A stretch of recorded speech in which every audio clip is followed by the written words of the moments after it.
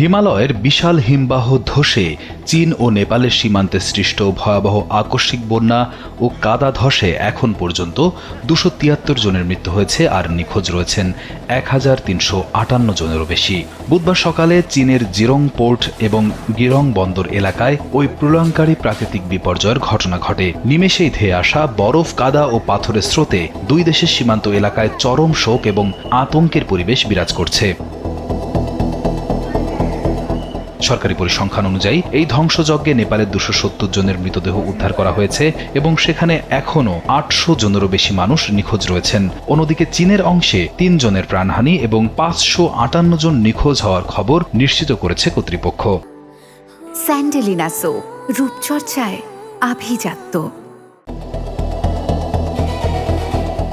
বিপর্যয়ের খবর পাওয়ার পরপরই নিখোঁজদের অনুসন্ধানে মাঠে নেমেছে বিশাল উদ্ধারকারী দল। চীনের জরুরি ব্যবস্থাপনা মন্ত্রণালয় তথ্য অনুযায়ী বৃহস্পতিবার সকালে 141 জনের একটি প্রাথমিক দল বিশেষ হাই অল্টিটিউড বা উচ্চতায় উঠতে সক্ষম হেলিকপ্টার নিয়ে জিরং পোর্টে পৌঁছায়। দুর্গম এই পাহাড়ি এলাকায় উদ্ধার কাজের জন্য হেলিকপ্টারের পাশাপাশি বিশেষ প্রশিক্ষণপ্রাপ্ত স্নিফার ডগ বা অনুসন্ধানী কুকুর ব্যবহার করা হচ্ছে। একই দিনের শেষ ভাগে পরিস্থিতি সামাল দিতে চীন সার্চ অ্যান্ড রেস্কিউ এর আরও 111 জন বিশেষজ্ঞ জিরং কাউন্টিতে এসে পৌঁছান।